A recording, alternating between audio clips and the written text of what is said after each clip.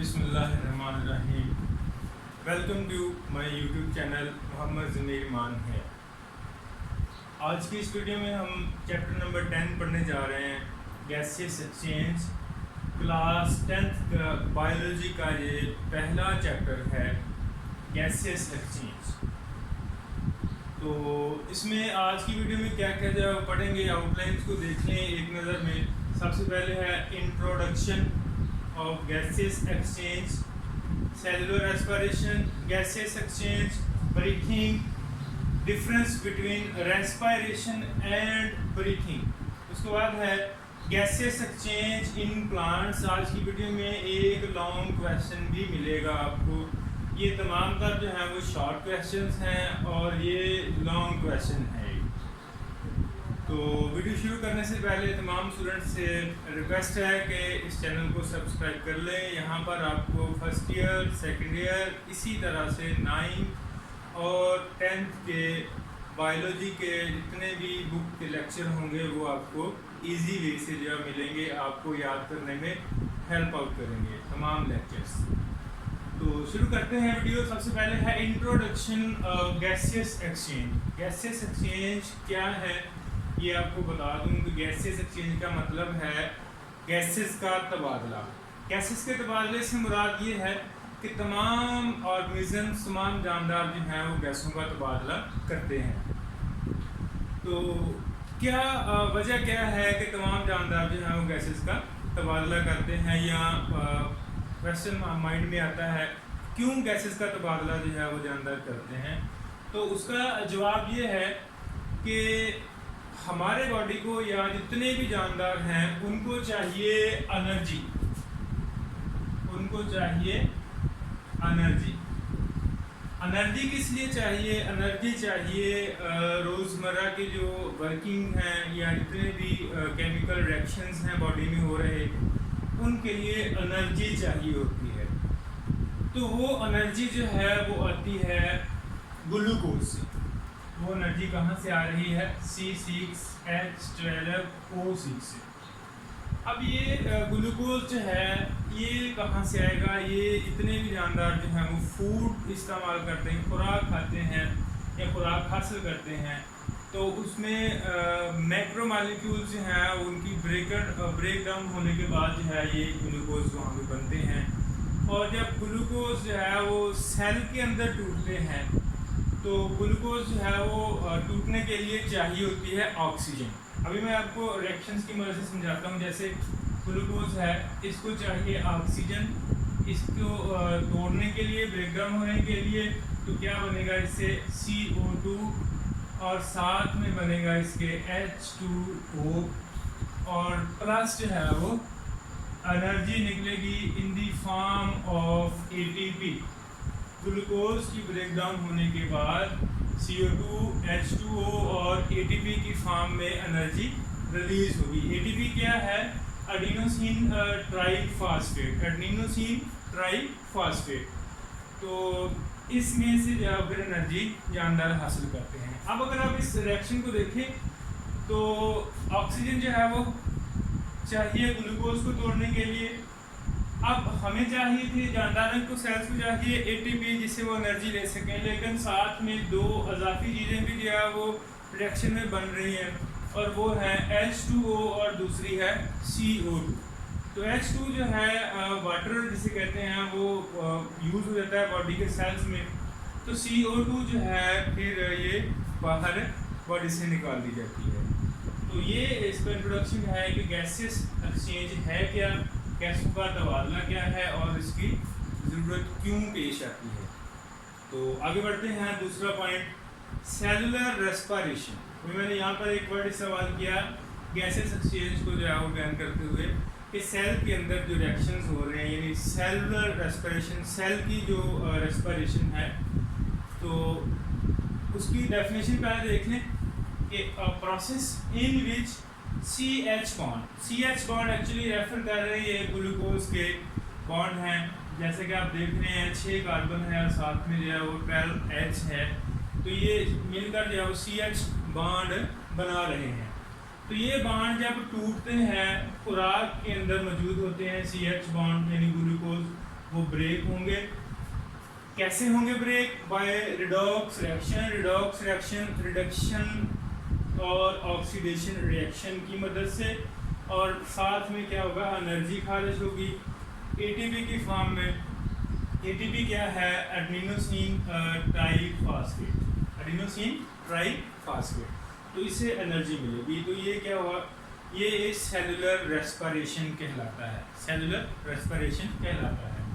और उसके आगे है गैसियस एक्सचेंज। अब गैसियस एक्सचेंज जो है वो डिफाइन कैसे करेंगे? गैसियस एक्सचेंज या process in beach organism taking in oxygen. Organism जो है वो ऑक्सीजन को जो है वो ले रहे हैं and giving out CO2 carbon dioxide, और बॉडी से कार्बन डाइऑक्साइड बाहर निकाल रहे हैं। तो इसे कहते हैं गैसियस एक्सचेंज। ज़रा गौर कीजिएगा, taking in oxygen and giving out CO2। उसके बाद है ब्रीथिंग। बाद स्टूडेंट्स या इन दोनों में बहुत कंफ्यूज हो जाते हैं।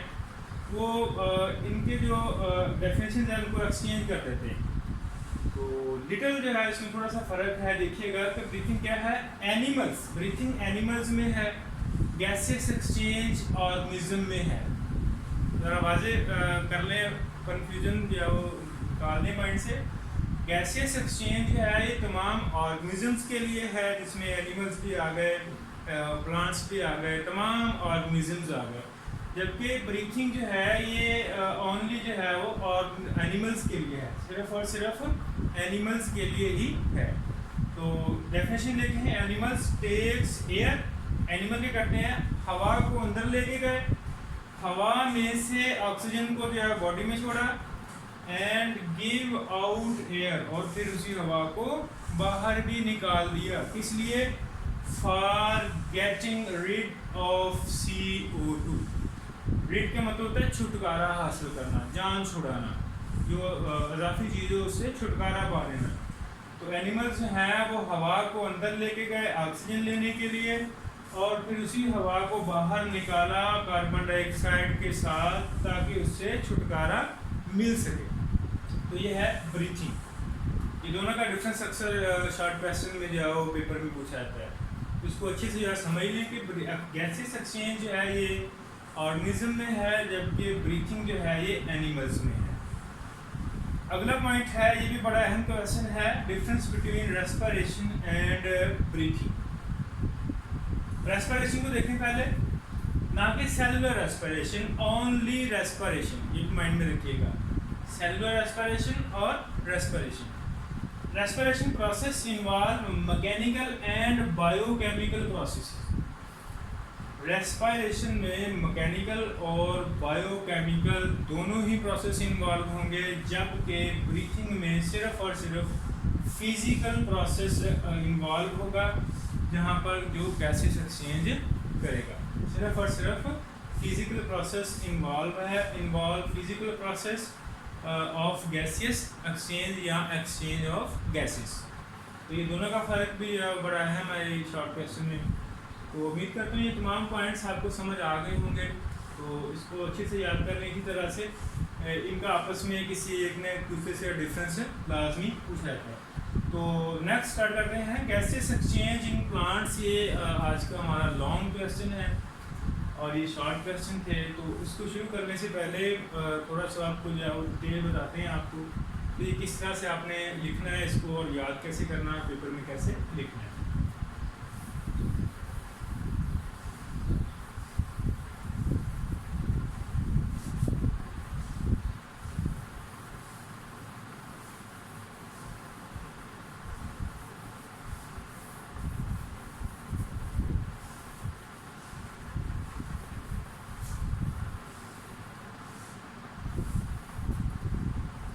एन वाला पॉइंट है, लॉन्ग क्वेश्चन है, gases exchange in plants.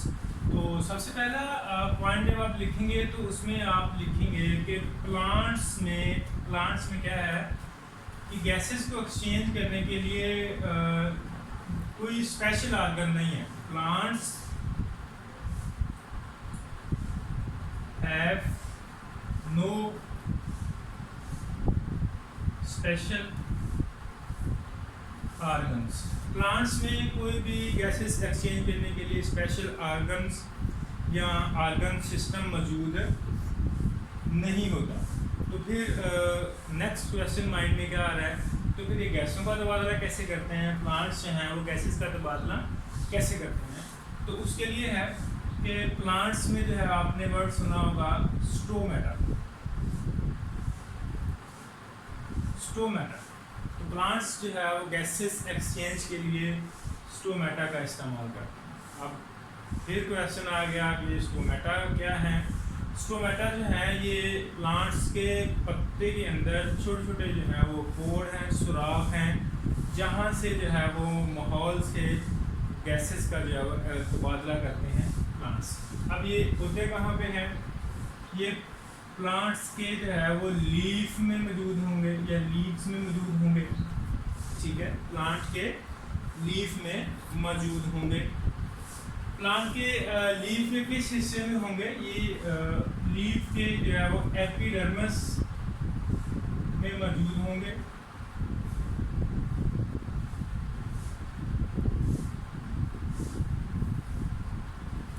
Epidermis, leaves की एपिडर्मिस में स्टोमेटा मौजूद होंगे। अब एक फ्लो में अगर इस बात को प्लांट्स की जो है वो गैसेस एक्सचेंज में लिखेंगे तो आप लिखेंगे कि plants have no special organ और organ system for gases exchange. So plants can exchange their gases with the help of stomata. Stomata are present in the epidermis of a leaf. Epidermis of a leaf. अब मज़ीद ये लिखेंगे कि plant के leaves के जो inner cells हैं, inner cells of leaves are called mesophyll cells. Mesophyll cells जो हैं ये यहाँ पर एयर स्पेसेस होंगी और वहाँ एयर स्पेसेस में क्या होगा, एयर आएगी और एयर से ऑक्सीजन जो है वो इन होगी और कार्बन डाइऑक्साइड जो है वो आउट हो जाएगी। तो ये सबसे पहले आपने ये इतनी डिटेल देनी है लॉन्ग क्वेश्चन जो है वो लिखने से पहले। उसके बाद जो है आपने बताना है कि प्लांट्स जो है वो दो तरह की सिचुएशन को जो है वो फेस करता है। तो वो दो तरह की जो सिचुएशन हैं वो कौन सी हैं ये आपको बताता हूँ अभी। प्लांट्स जो है वो दो तरह की सिचुएशन ये फेस करता है। एक तो है फर्स्ट वाली डे टाइम,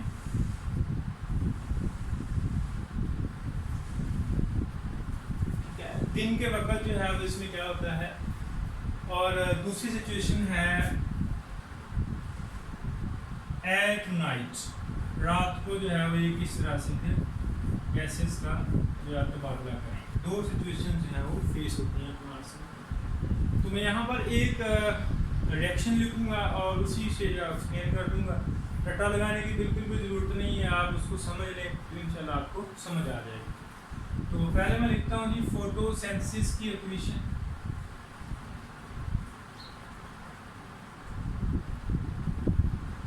जानते हैं आप क्या है, CO2 plus H2O, sunlight, chlorophyll. उसके बाद प्रोडक्ट क्या बन गई, C6H12O6 plus H2O plus oxygen. उसके बाद दूसरी इक्वेशन जो है वो लिखूंगा रेस्पिरेशन की।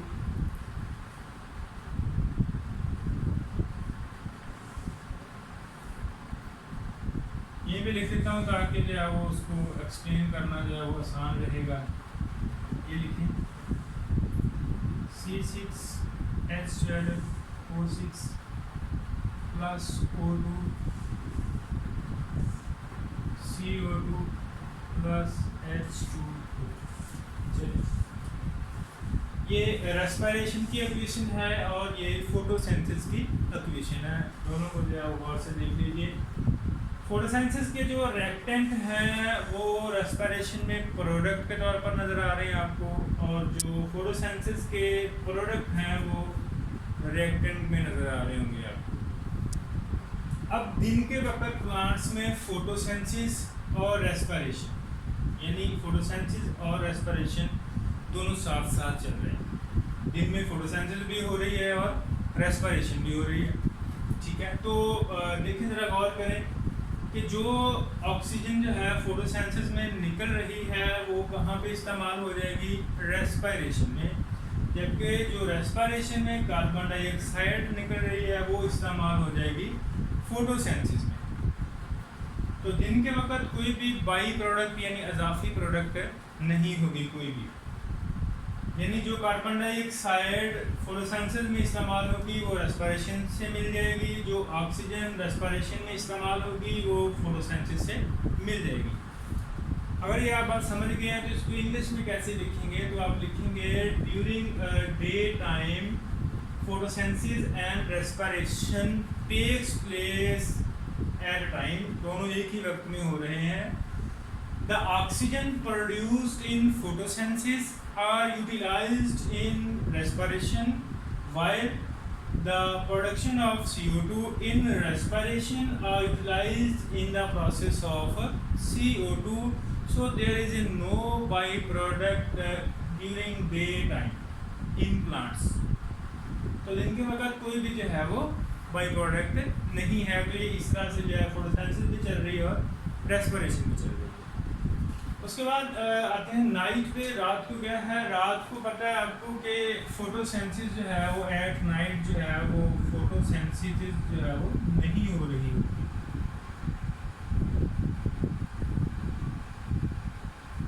फोटोसिंथेसिस जो है वो रात को नहीं हो रही, एट नाइट फोटोसिंथेसिस का प्रोसेस नहीं हो रहा।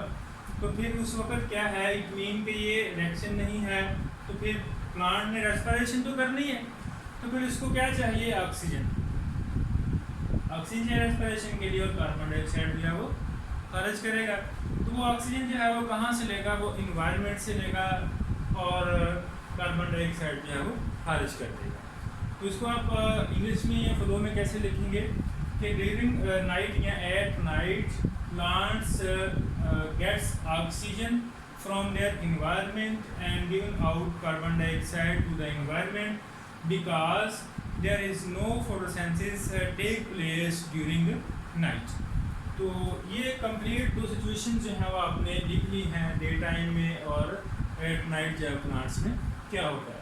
इसके अलावा थोड़ी सी डिटेल और भी है कि कुछ वुडी प्लांट्स हैं उनमें फोटोसिंथेसिस जो है वो हो रही है, साथ में रेस्पिरेशन भी हो रही है, लेकिन ऐसे प्लांट्स जिनमें स्टोमेटा ही नहीं होते तो उनके जो बार्क की लेयर है, बैरूनी जो लेयर है बार्क की, तो वहाँ पर जो है वो छोटे छोटे जो है वो सुराख होते हैं जिन्हें लेंटिसेल्स कहते हैं। तो उन लेंटिसेल्स से भी जो है वो कुछ वुडी प्लांट्स जो हैं वो अपनी इन्वायरमेंट से जो है वो गैसेस का तबादला करते हैं। तो ये भी एक आखिर में पॉइंट आप इसमें ऐड कर सकते हैं।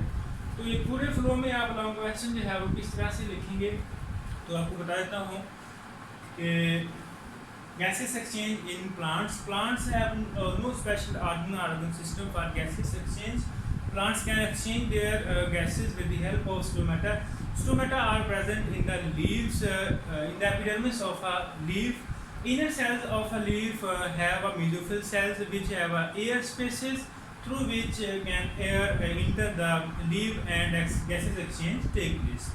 उसके बाद आप लिखेंगे plants cells face two situations, number 1 day time and number 2 is at night. At day time plants have a two process, photosynthesis and respiration.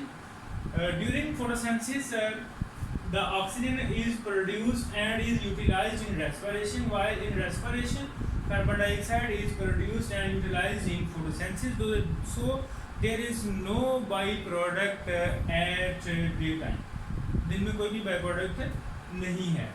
So at night there is no photosynthesis take place, so respiration only a process can take place through which plants get oxygen from their environment and release carbon dioxide to the environment. Some woody plants have some pores in the layer of a bark through which gases exchange and these pores are called lenticels। तो ये सारा जो है आप अपने English में भी ऐसे लिख सकते हैं।